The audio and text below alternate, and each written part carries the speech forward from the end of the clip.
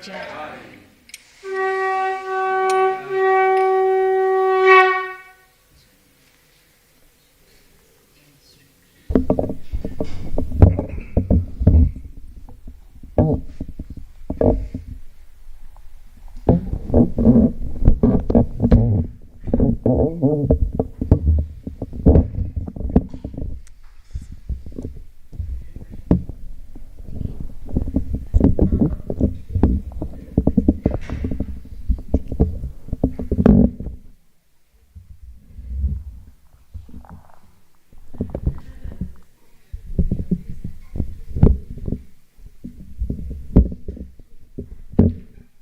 Hare Krishna. Let's start with Mangalachan. Om Agyantimirandasya Gyananjana Shalakaya Chakshuranmilitam Yena Tasmai Shri Gurve Namaha. Shri Chaitanya Manobhishtam Sthapitam Yena Bhutale Swayam Rupa Kadamayam Dadati Swapadantikam Vandeham Shri Guru Shri Yudapadakamalam Shri Gurun Vaishnavanscha Shri Rupam Sagrajatam Sahagana Raghunathanvitam Tam Sajivam Sadvaitam Savadutam Parijana Saitam Krishna Chaitanya Devam Shri Radha Krishna Padan Sahagana Lalita Shri Vishakhanvitam Cha He Krishna Karuna Sindhu Deenabandhu Jagatpate Gopesha Gopika Kanta Radha Kanta Namastute Tapta Kanchana Gaurangi Radhe Vrindavaneshwari Vrishabhanu Sute Devi Pranamami Hari Priye Namo Mahabhadravyascha Kripa Sindhubhya eva cha Patitanam Pavanebhyo Vaishnavebhyo Namo Namo Namo Na Chaitanya Prabhu Nityananda Shri Advaita Gadadhara Shri Vasadi Gaura Bhakta Vrinda Hare Krishna Krishna Krishna Hare Hare Hare Rama Rama Rama Hare Hare Om Namo Bhagavate Vasudevaya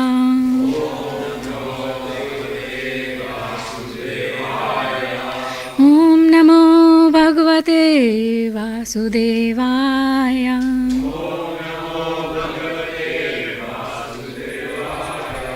Om Namo Bhagavate Vasudevaya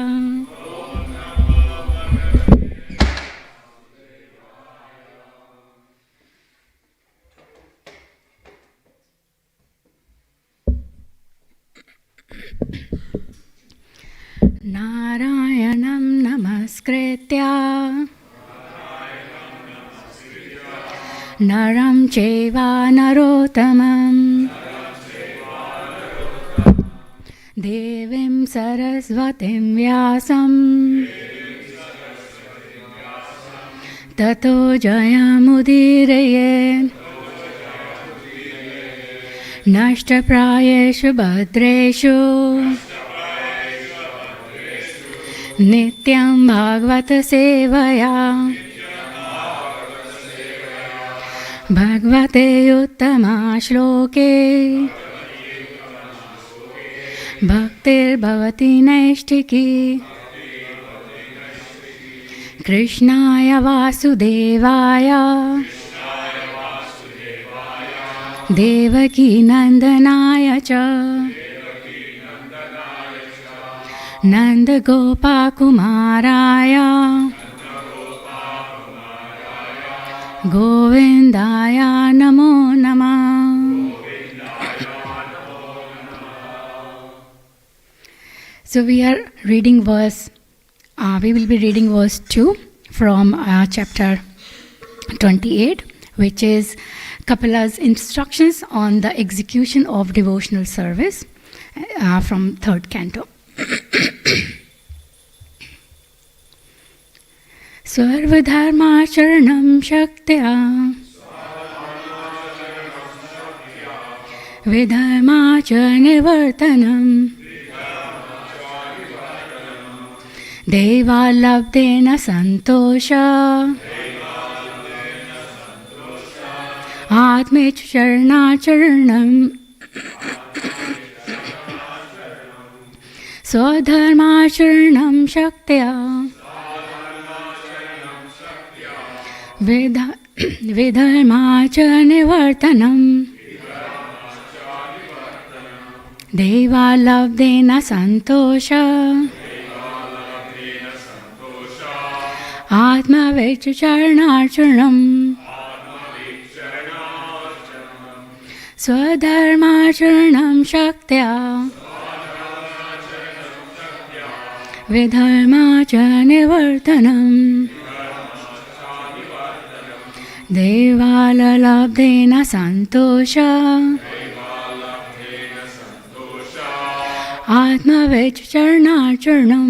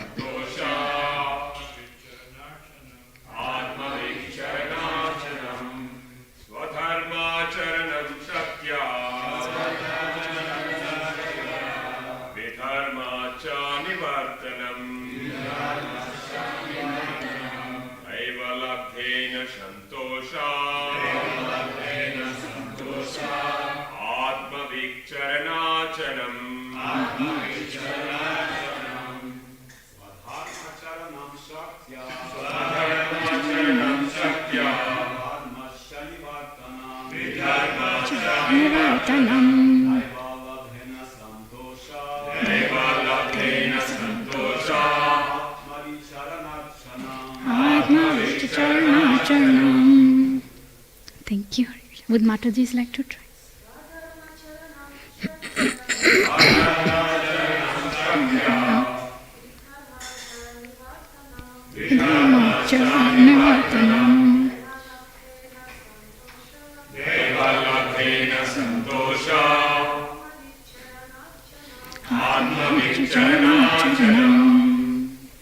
Swadharma Acharanam. Executing one's prescribed duties. Shaktya. To the best of one's ability. Vidharma. Unauthorized duties. Cha. And. Nivartanam. Avoiding. Devat. By the grace of the Lord. Labdena. With what is achieved. Santosha. Satisfied. Atmavid. Of the self-realized soul. Charna. The feet. Archana. Worshipping.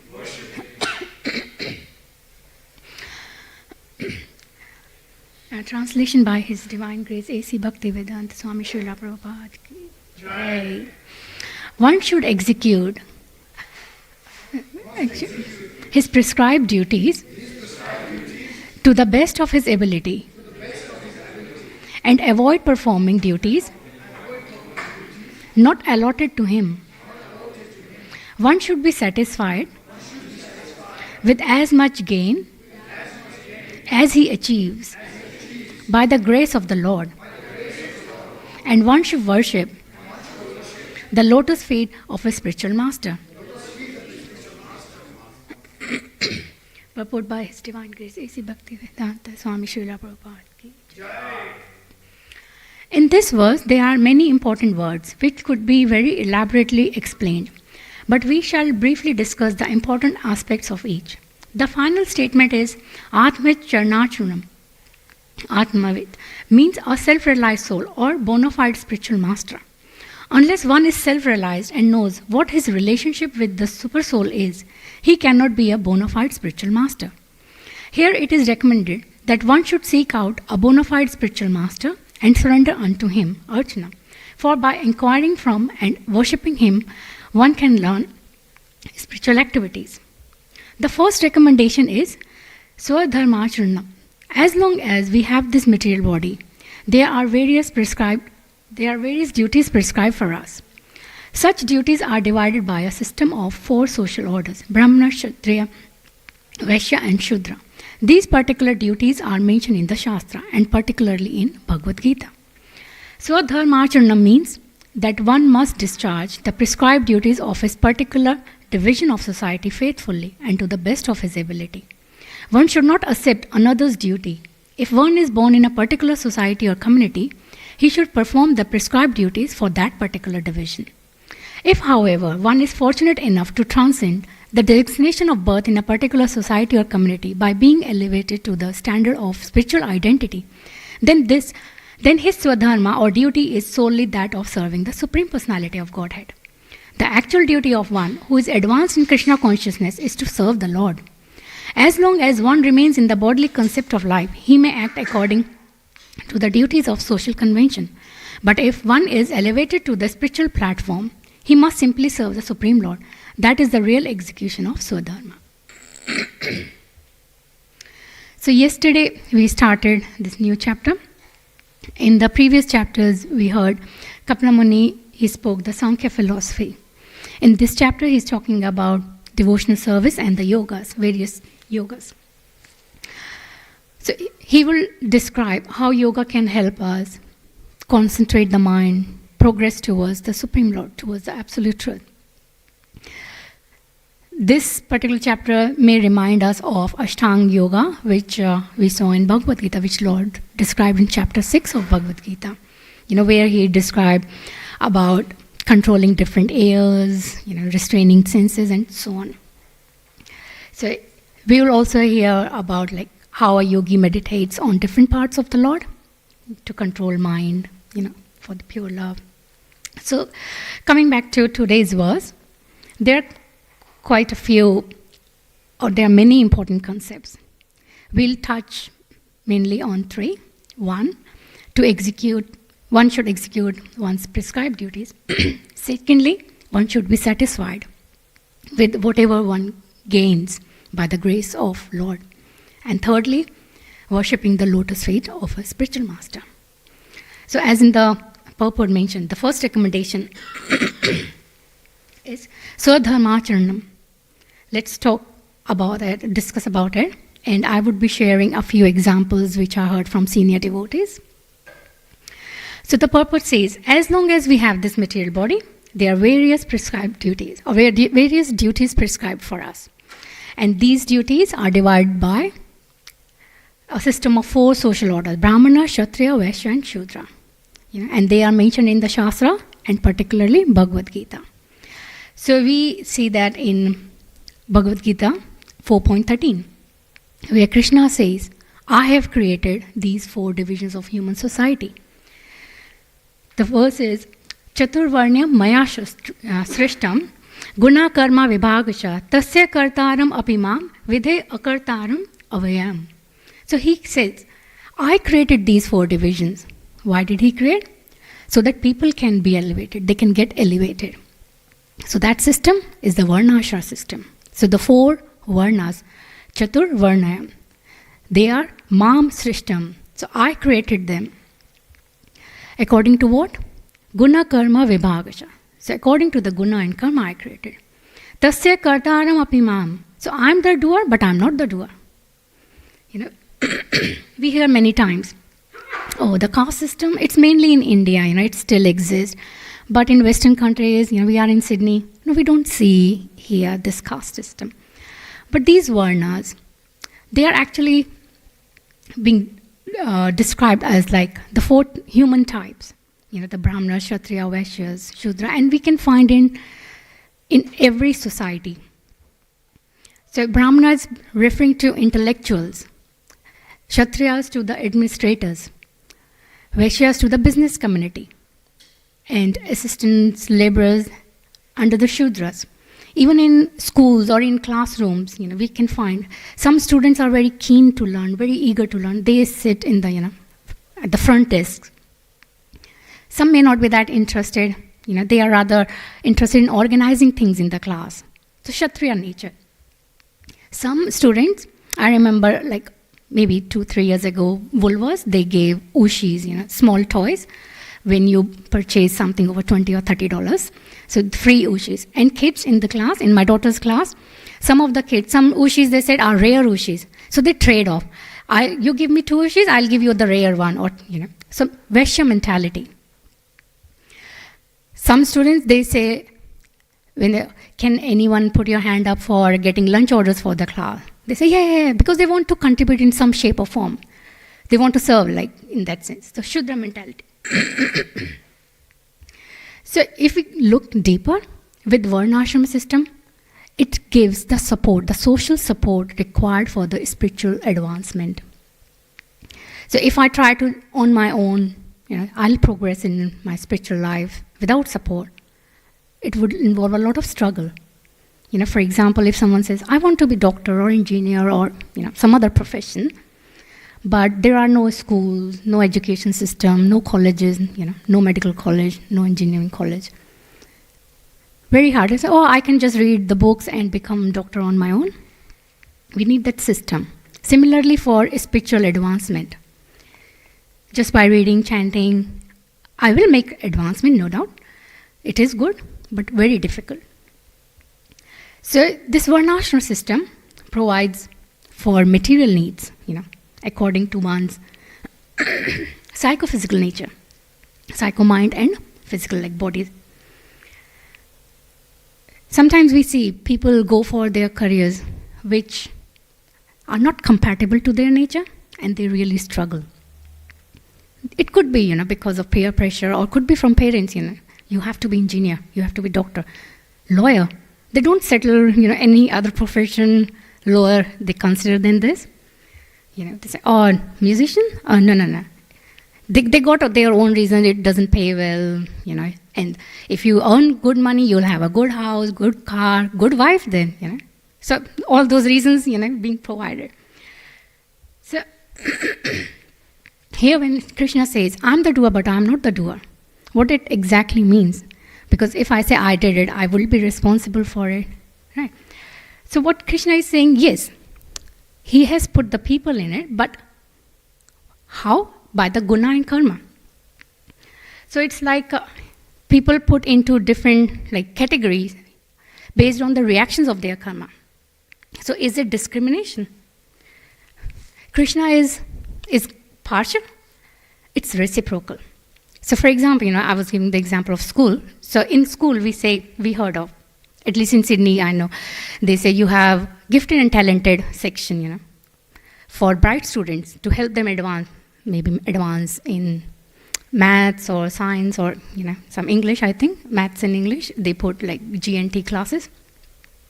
Is school responsible for this discrimination, have the GNT class? Yes, school providers the facility, so-called.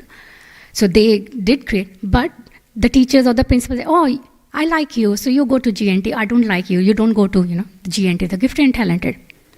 No, it's based on performance of the student.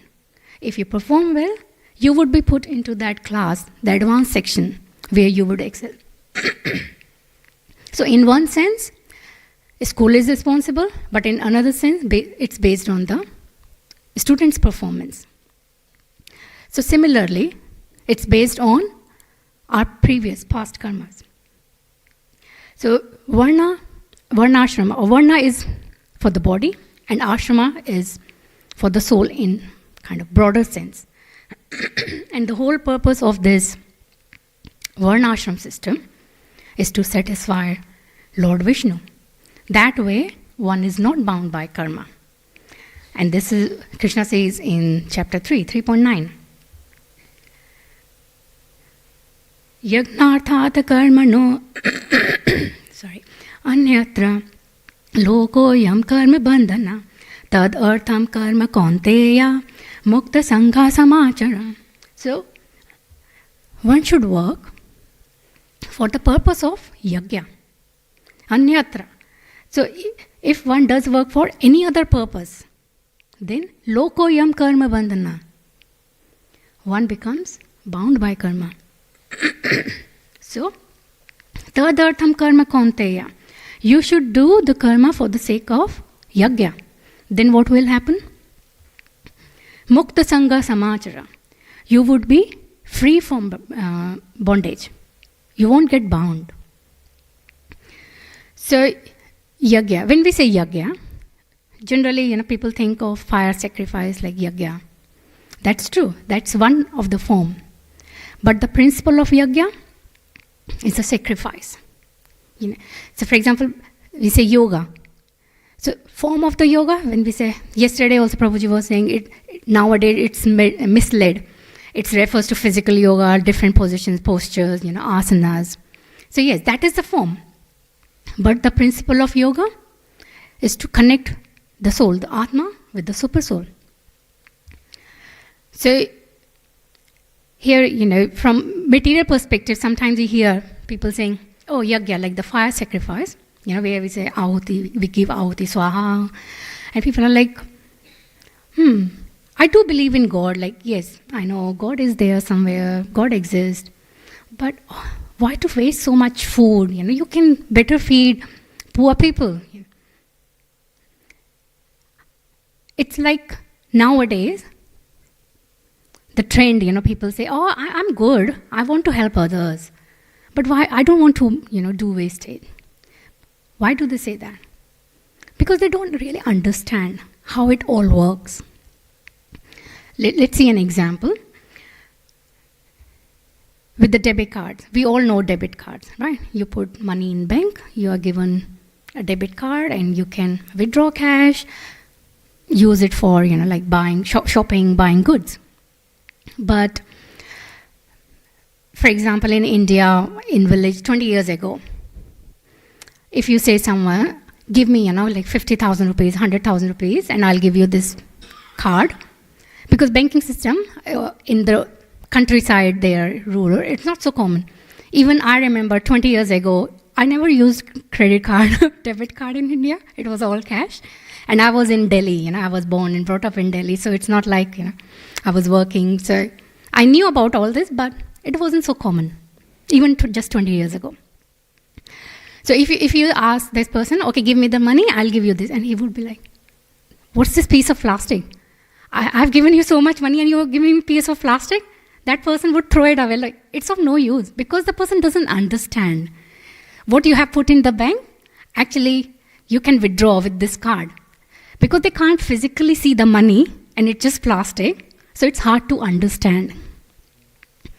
Similarly, when we say with sacrifice, because it's lost from your material vision and you don't understand like the pious or credit or, benefits, spiritual benefit, even material benefits, people do sacrifice, because then it's like, oh, where it's gone. So if we understand like the principle, not just the form of sacrifice of yajna, which represents, like yajna represents sacrifice, then you won't be bound. So Krishna says, then if you work like that, as a sacrifice, then you won't be bound. In another verse 3.33, I'll just read from Srila Prabhupada's purport. He says, Krishna consciousness helps one to get out of the material entanglement, even though one may be engaged in his prescribed duties in terms of material existence. Therefore, without being fully in Krishna consciousness, one should not give up his occupational duties. No one should suddenly give up his prescribed duties and become a so-called yogi or transcendentalist artificially. It is better to be situated in one's position and to try to attain Krishna consciousness under superior training. Thus, one may be freed from the clutches of Krishna's Maya. And we understand, Varna is not by birth. It's by action, by qualities. And anyone can be elevated by performing the duties of Varnashram system. Another way of elevation is performing devotional service. So Varnashrama is gradual progress. Bhakti is entirely different, fast-track process. In chapter 2, 2.47, Krishna says, Karmani evadhi karaste. So you have the right to do the work because prescribed duties, they purify us. Ma phaleshu kadachin. But don't get caught up in the results. Why? Because they won't allow us to spiritually progress. Why can't we progress? Because we think, I'm the doer. I did it. So what's the problem with that? Because then I'm identifying myself with this body, with this my abilities, my skills. I did it because I got the skill. And I forget about my relationship with Krishna. I forget about who gave me those abilities, who gave me those skills.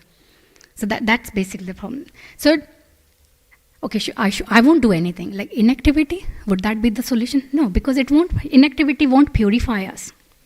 So we need to engage our body, mind, speech in bhakti yoga. That will purify us, that will elevate us. In 3.35, Shreyan swadharmo viguna, paradharmat swa anushtita, swadharme nidhanam shreya, paradharma bhayavaha. So it's better to discharge one's prescribed duties, even though faultily, than another's duties perfectly. Distraction in the course of performing one's own duty is better than engaging in another's duty, for to follow another's path is dangerous. Now let's move on to the second key point mentioned about the satisfaction. What does satisfaction actually mean? We all need food, clothes, money to buy stuff. In Nectar of Instruction, it's mentioned, one should not collect more than what's required, what's necessary. Necessary for meeting the basic needs. And an example given there in Nectar of Instruction is of a rice bag. So if you place a bag of rice in a public place, birds will come and they'll eat a few grains and then they'll fly away. But as a human being, what do? We eat as much we can and then we store the rest of it. So that's atyahara being prohibited there. In Sri Ishopanishad,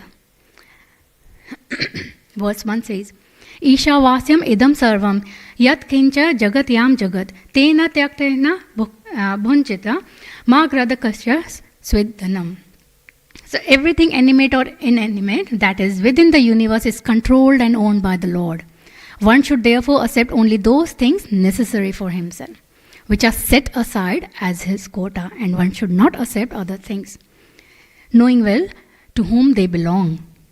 So now the question is then, how can I get the satisfaction? Okay, I understand this, but practically how can I actually get that satisfaction? Because sometimes we say, if I get this or if I get that, I will be satisfied. It could be if I get a big enough house, decent big house, or a big car, or, a decent car, or that particular kind of job, then I will be satisfied. So it's like a condition we say, I will be satisfied if I get this. If I get that, I will be satisfied. Or an emotion. I feel so satisfied. And I don't know, I don't feel satisfied. So is it just an emotion or a condition, satisfaction? No. It's a choice. It's a decision we make. How come? How come it's a choice or a decision? We need to understand satisfaction doesn't come by thinking about material things. It rather comes by not thinking about those things which distract us. So when we say it's a decision, we need to say, I'm not going to think about those things. No, not anymore.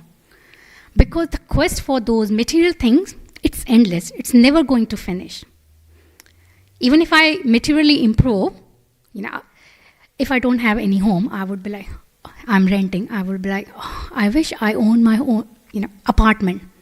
Okay, if I own an apartment, strata is too much. It kills me. I wish I have a house. You got a house? It's a small one. I wish I can have a bigger house so that I can accommodate, a few guests when they come over. So if you don't have anything, you travel by bus or train all the time. I wish I have a bike or car.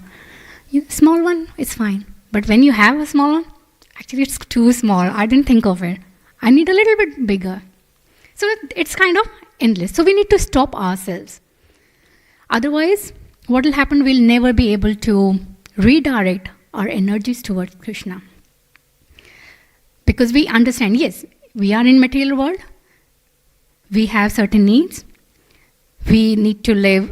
We can decide, okay, this is the material standard or the standard I want to maintain based on my social circle, and be realistic, like not 70-bedroom house I want, like a palace. So I would be putting myself in too much anxiety to earn that much money, and I may not be able to earn, that big palace. So realistic goals.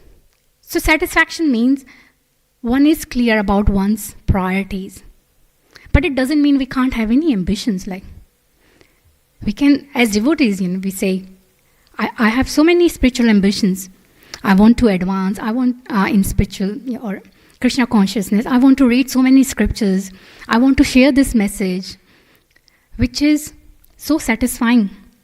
Nothing can satisfy your soul. Because when we share Krishna's message, it nourishes our soul, and when we see others, making their life happier, you feel satisfied. But then the question comes, how can I do this? How can I think about Krishna? When I go to work, with my day-to-day work, how can I do that? Yes, it's not easy, but it is possible by practicing devotion service steadily. So gradually, when we practice, the remembrance of Krishna becomes easier and easier. And it also goes deeper and deeper. And that's how we grow. So satisfaction is a choice. Yes, I will be satisfied with this. I'm not going to further look into that direction. With satisfaction, I was listening to a lecture where Prabhuji mentioned, we can and we should satisfy our needs, but we can't satisfy our wants. Why? Because needs are limited, but wants, they are unlimited. And we can't use bhakti to run away from our responsibilities. So when we make choices in our life, then even for every day, small things or small choices make a big difference in terms of what time I need to go to bed. That would be based on what time I need to get up in the morning. We say people, it's quite common at work, people complain and whinge all the time. I'm not a morning person, I find it so hard to wake up in the morning. But if the same person has to catch early morning flight, maybe 5 a.m. or, so they'll wake up at 2 or 3 a.m. They'll reach the airport by 5 to, catch their flight. Oh, because I can't afford to miss the flight. It's so expensive, I got advance. That's enough for me, so I can't. Then they'll get up. They'll get ready. So, because they knew they have to, their priority was to catch the flight, so they need to get up early in the morning, so they make sure they go to bed early at night. So even with eating, we need to be regulated. So in 6th chapter, Yuktahara Viharasya, Krishna says, so one needs to be regulated in eating, sleeping, etc. Sometimes, because we are in this material world, we may have some work commitments, some project deadlines, where we may need to overwork, 10, 14 hours. But we should be mindful we are not making the choices to go for those type of careers which will be detrimental or adversely affect our spiritual life. And what to say about spiritual life? If we take up those kind of careers, they can even affect us materially. How can materially? One, obviously we understand spiritually because we won't have enough time to study, and do service, etc. But materially, because if we are under stress 24/7 throughout the year or years, we're not getting enough sleep, not getting enough rest. So won't be able to function properly, won't be able to think properly. So what do we need to do is, we need to balance. Because generally what we hear, I don't have time. I don't really have time, really, I don't have time. With other people may say it a bit differently. I don't have time, but time is like money, it's so valuable. Yeah, everyone must have heard it, time is money. What do you mean time is money? So if someone says, give me $10,000, I would be like, yeah, okay, I don't have it right now. Okay, why do you need? Yeah, we'll question like, okay, $10,000 you need. So many questions like, why do you need? What's going on? This and that. So we won't casually just give, oh, you need $10,000. Yeah, here you go, enjoy. No, we don't, right? But when it comes to time, we are like, we may be chatting to someone for 10-15 minutes and someone asks, is everything okay? Oh, yeah, all good. What were you talking about? Oh, nothing, just, casual talk. Interesting. So, are we actually thinking about our time? Just casually spending our time, casually taking another person's time. Yeah. So, but if we understand, time is precious, even more precious or more valuable than money, then we would be very cautious in spending our time. As we are cautious in spending our money, so we would be very cautious in spending our time. Chanakya Pandit, he used to say, time is very precious that hundreds and thousands of gold coins, they can't even buy it. Yeah. One moment just spent, we can't bring it back, can we? No. Even if someone says, I'm a billionaire, I can spend money. But can you buy time? No, you can't. A moment spent is lost. It's lost forever. You can't recover it. So you can't buy it. You can't recover it. Because it's never going to come back. With money, when we say, oh, my child is going to turn, 1, for example, in a couple of months' time, let me save money. Because I would be going shopping and spending money. I would be celebrating the first birthday. Yes, I would need more time as well, because I would be doing shopping and other stuff. But can I store time? I can save money now to spend in future. But can I say, okay, today I'll spend 20 hours of my life because I need 4 hours, on that day. Can we do that? Can we store time? We can't store time. That makes it even more valuable. Because we've seen with money, with COVID, for example, so many people lost their jobs and they were living on their savings. So we can save money. But with the time, we can't say, oh, I would need in next month, guests are coming, or, I need something else to do as well. So, we need to be cautious. How we utilize our time in Krishna's service, in Prabhupada's service, in Chaitanya Mahaprabhu's mission. Now we'll move on to the third key message here, worshipping the lotus feet of our spiritual master. So in Mangala Arati we sing, Samsara Dava Nal Lidloka. So just as a cloud pours water on a forest fire to extinguish it, so the spiritual master delivers the materially afflicted world by extinguishing the blazing fire of material existence. So I offer my respectful obeisances unto the lotus feet of such a spiritual master, who is in an ocean of auspicious qualities. In Guru Vanna we say, Shri Guru Charan Padma Kevala Bhakti Sad. The lotus feet of a spiritual master are the only way by which we can attain pure devotional service. By his grace, we can cross the ocean of material suffering and obtain the mercy of Krishna. Krishna also mentions in Bhagavad Gita, in chapter 4, that we should approach a spiritual master to inquire from him submissively and render service to him. Tadvidhi pranipatena pariprashnena sevaya ubdekshayanti te jnanam jnanena tattva darshana. So 3 key things in this verse.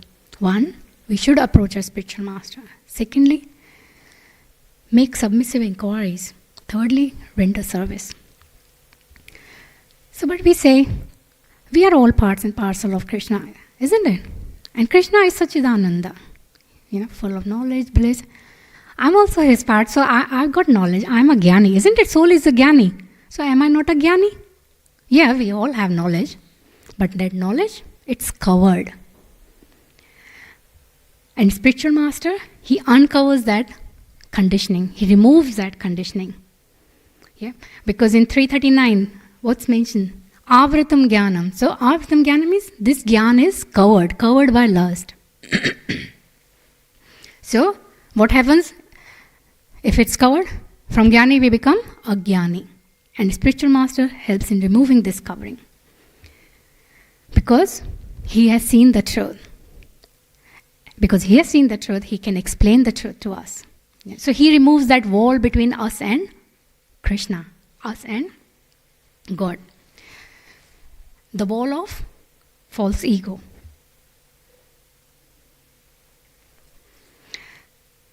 The wall of misconceptions. What misconceptions? What kind of misconception? I'm independent, this whole things. I'm independent living being. I'm this body. I can enjoy this body. But we heard like Paramatma, Super Soul, and Atma, Jivatma, soul. They are situated on the same tree of the body, within the same heart of the living being. But those misdirected desires, they take our consciousness away from Krishna. We become vimukh from Krishna. We need to become unmukh. So in Srimad Bhagavatam, we need to face towards Krishna. So it's a janasya krishnad vimukhasya devad. So our face is not towards Krishna. And the spiritual master, he gives the knowledge. He gives the process by which we can break this wall.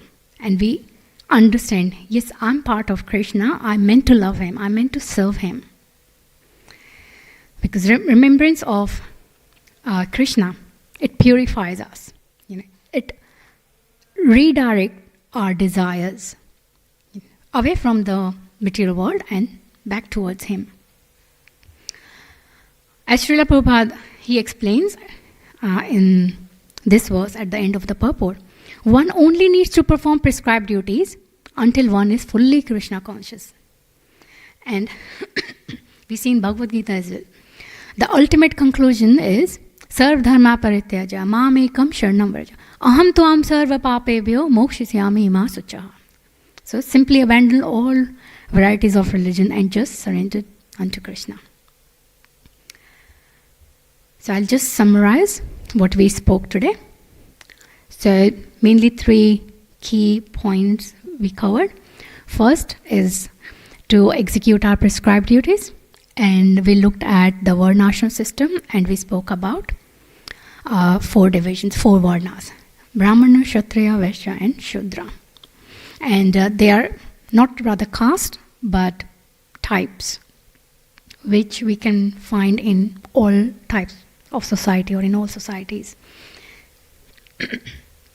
Krishna created this Varnashrama to elevate or to help people elevate. And when we work to satisfy Lord Vishnu, we will be free from bondage, if we do the work as yajna.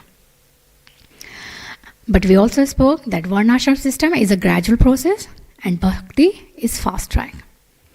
The second concept we looked at was about satisfaction. So we need to be satisfied with as much we achieve by the grace of the Lord. And we shouldn't be collecting more than what's necessary or required to meet our basic needs, because we can never fulfill our wants. Needs are limited, wants are unlimited. And satisfaction is a choice. And we also spoke about time and how it is more valuable than money, because we can't buy it, we can't recover it, and we can't store it. So when we really understand time is more precious, than money, then we are more cautious in spending our time. We are generally very cautious spending our money. We also spoke about the third one, worship of the lotus feet of a spiritual master. Because by his mercy, we get Krishna's mercy. And he removes the wall between us and Krishna. The walls of our false ego, our misconceptions, our misdirected desires. He gives us the knowledge and the process to break that wall, so that we understand our relationship with Krishna. We are his parts and parcel. We are meant to love him and serve him. So I'll finish here. Are there any comments or questions?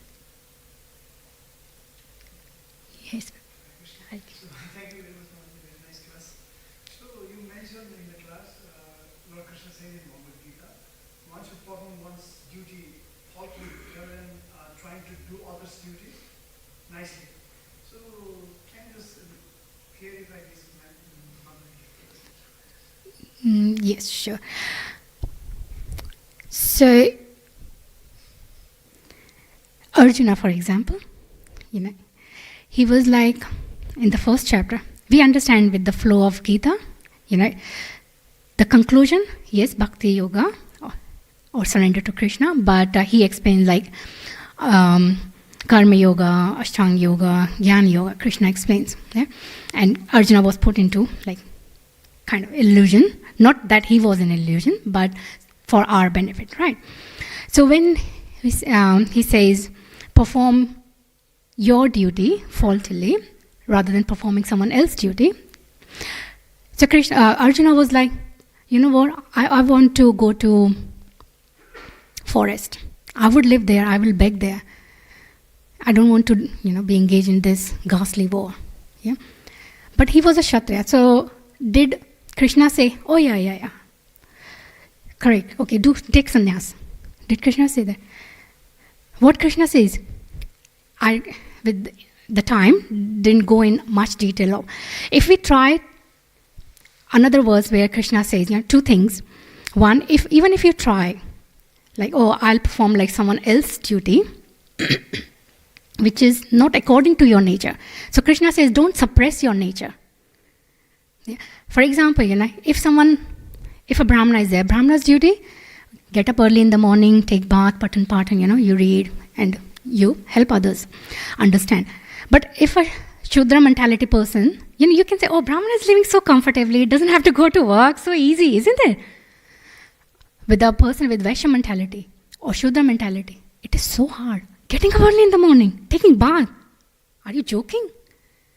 So this is what it means, like with the and this is what I touched on, is psychophysical nature. We are given this body, so we have our psychophysical nature. Some students, they are very, if we take the example of school, some students, they are very good in sports, like, they would be number one. But in studies, not so good. Hardly, they would be able to pass in academics. So that's not nature, but it doesn't mean they are lazy, crazy kind of. No. This is what it means, like with the nature, or don't repress, Yeah, this is how I understand.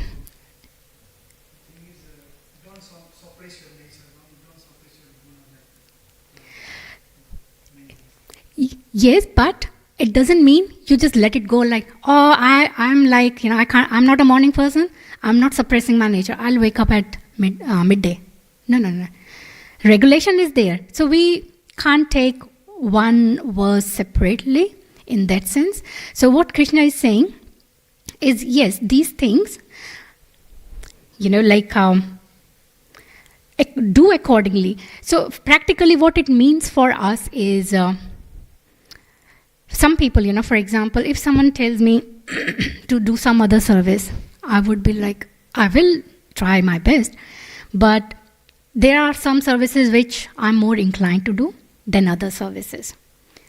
Right? So for example, my mom said, become a doctor. But even if I see blood, like from a distance, or the smell, if I go to, like for vaccination to hospital, and I feel like throwing up, like vomiting. It's like very hard for me to even stand like blood in that sense. Is it bad? Like, no, it's just me. I can't, stand by it. So it's not in my nature to, even to get vaccination for my kids. I rely on my husband, like, Prabhu, please go. Because to see that needle, it makes me like very uncomfortable. I understand it's good, like it should be done. But as per, this is what it means. Thank you. I hope it's clarified. Yes, okay, thank you. Yeah. Any other comment, question? Yes, Mataji.